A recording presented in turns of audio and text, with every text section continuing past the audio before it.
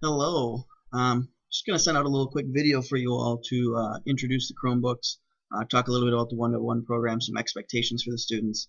I was originally going to have a meeting, but with my restrictions as far as driving because of my surgery, I can't really have a meeting, later in the night. So we're going to try it this way. If you have any questions, obviously, don't hesitate to call or email. Um, also, you can contact Jill Moraldo if you have any questions about the technology itself. And also, there's a website that I'll show you a link to, and it'll be in some documents that I will email and attach to this email as well. So, first of all, thank you so much for tuning in here for a couple minutes to learn a little bit about the Chromebooks and a little bit about the kids' expectations. I know I'm super excited to roll out this one-to-one program in our classroom. I know the kids are excited to have their own device, to not have to go to the cart every day and get a Chromebook, just to go to their mailboxes and pull it out, and they can go and use it when they need to. So that's really exciting, and we are really looking forward to this one-to-one pilot this year. So let's go ahead and get started. I'm going to go over the handbook a little bit. I'm going to go ahead and talk a little bit about some of the things the district wanted us to share with the parents before we actually pass out and hand out these Chromebooks. So first of all, one thing that I think is important to know is that the devices are numbered. They have a unique number on them. Please make sure you write it down somewhere, so that in case your Chromebook is lost, you can identify it, that it's yours. So when the Chromebooks come home tomorrow night, please get that number written down. Also, DPS 109 Google Apps for Education, the core services, they're filtered and monitored by Gaggle both at school and at home. So if a student is in a Google product, it is monitored, including the chat features and things like that. So if there's any sort of inappropriate language or anything like that, it will be, or searches or anything like that, the district will be notified essentially immediately, and then we can handle the situation as we see fit. I've never had to actually use that in my classroom or anything like that, so it's just an extra precaution just to be safe, and to help teach the kids about digital citizenship and that sort of thing. So the district created a website as well, to give some insight into our progress with the one-to-one technology and program, and it's right here at this link. Again, I will send this, attach this document in an email as well. And then finally, if you have any questions about the technology itself, you can contact our District 109 Director of Innovative Learning, Jill Moraldo, and her email address is in this link as well. You can also find it on the district website. Okay, so I'm just going to go through this handbook real quick. I kind of highlighted a couple things I wanted to talk about. I'm not going to go over everything because I don't want to waste too much of your time, and we will go from there. So let's go ahead and scroll down and get going here. Mrs. Christopoulos, Ms. Harrison, Ms. Thurman, myself, and Mr. Lombardi kind of worked on this over break. Just a little handbook for the parents so that they have an idea of expectations with the Chromebooks. Because a lot of them you may have never even worked. A lot of you may have never even worked with the Chromebook before. So we're going to kind of just breeze through this real quick. First of all, some general precautions. Obviously, you can read through these. A lot of these are self-explanatory, but some objects should never be placed on top of the Chromebooks. They're susceptible to compression, so when the screen gets compressed, there's a chance that it can break. So that's one reason why they're not allowed in backpacks. That's why we had the carrying cases for them as well. Chromebooks and cases must remain free of any writing, drawing, stickers, and labels. So please don't let your children fancy up the outside of them. Hopefully they just, they can personalize the inside, the desktop and things like that. That is fine, but just no drawing on the outside or stickers or anything like that. Finally, the cases.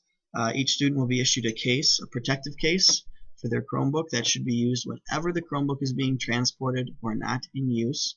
Although the cases are reinforced to help protect the Chromebooks, they are not guaranteed to prevent damage. It remains the student's responsibility to care and protect their device. If one happens to break during this pilot, just let me know and we will work it out with district office, and we'll go from there. When students are carrying the Chromebooks, this is pretty important, so I'm going to kind of go over these three parts here. Always transport the Chromebooks with care and in a district protective case.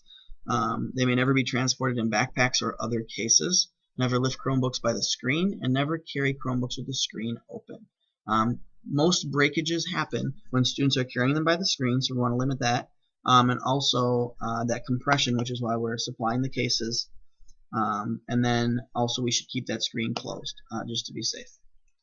I'm going to skip over the screen care because we all have computers and we know that stuff. You can just use a light cloth to do that. Please don't remove the labels or don't alter the labels on the Chromebooks. It's how we can identify them, so we, in case a student loses them, we know who to get it to. Using your Chromebook at school. Students are expected to bring a fully charged Chromebook to school every day. So our hope is that 90 to 95% of our class is going to take their Chromebook home. They're going to charge it. They're going to bring it back ready to go. My suggestion is to even keep that power cord in the case as well. There's a spot for it in the front of the case, and bring that back and forth to school just in case they happen to forget to charge it. At least they'll have their Chromebook and their power cord so they can charge it in one of the few outlets that we have in our classroom. I only see I see 3 looking around right now, 4, 5. So there's some outlets in the room that we can use, but we obviously don't have enough to power 20 Chromebooks and charge 20 Chromebooks every morning and wait for them to charge. So we're hopeful that the students will follow through on this. It's just like bringing their backpack home every night. Now they just bring their backpack and their Chromebook home. They charge it, and they throw it back in their backpack when it's done charging in the morning before they leave for school. So please try and have them bring that fully charged as part of their responsibility of having this device is bring it to school charged. If they forget, there's a couple outlets. Otherwise, we have some pods and things we can use in the classroom as well for the day. If there's Chromebooks being repaired, if a Chromebook needs to be repaired, just let me know, and we'll get a substitute device for the student, and they will more than likely replace it or have it fixed, and then we'll go from there. Okay, so if it breaks and it's an accident, obviously, just let me know and we'll get it taken care of. Some things about printing. So at school, the kids won't be printing on these devices. We'll use our pods if we need to print something. However, at home, you can set up your home printers with the Google Cloud Print solution to print from their Chromebooks. Some information about that is at this link right here. Again, I'll attach this to the email as well, so you'll have this live link. All you have to do is click on it. I'll leave it highlighted as well, so you know the things that I spoke about in this video as well. Students know how to log into the Chromebook. You can ask them how to do that if you have any questions about it. So most of their work is saved in Google Drive. That's pretty old news at this point for our classroom. Students can use their Chromebook outside of school. They can download web apps and extensions. Just make sure that they're appropriate and age appropriate. That's pretty much it as far as the web apps and extensions are concerned. I don't know that I highlighted anything else in here. That's pretty much it. So one thing I need you to do as the parents with your kids tonight is I'm going to send home a paper copy of this file. I also send a digital copy, but I'm going to send a paper copy of the Chromebook Guidelines and Expectations.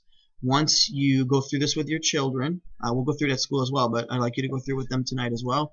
Go through this paper, and please have them sign and you sign it and bring it back. Once this paper comes back, the kids will be free to take their Chromebooks home. So I'm hopeful that we will get 100% return rate tomorrow. Everyone's at school today, so hopefully we get 100% back tomorrow, and all of our Chromebooks can come home for the first time tomorrow night.